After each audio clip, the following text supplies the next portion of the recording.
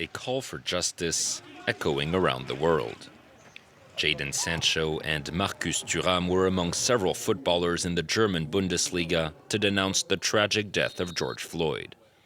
Thuram kneeled to celebrate his goal, a reference to American footballer Colin Kaepernick, who made a similar gesture during the national anthem to protest police brutality in 2016.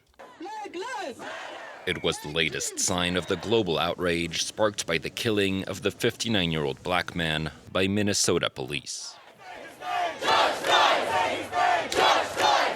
In London, where people marched in solidarity with Americans for a second day, many denounced the consequences of systemic racism in the United States and beyond.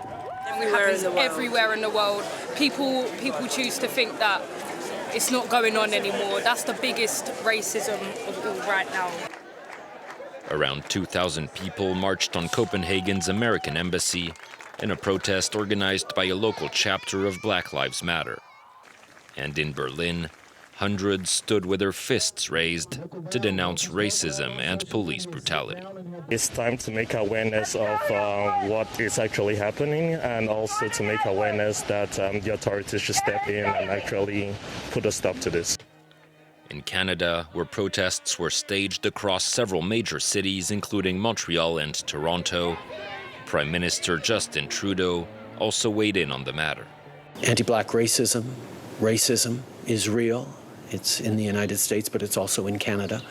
And we know people are facing systemic discrimination.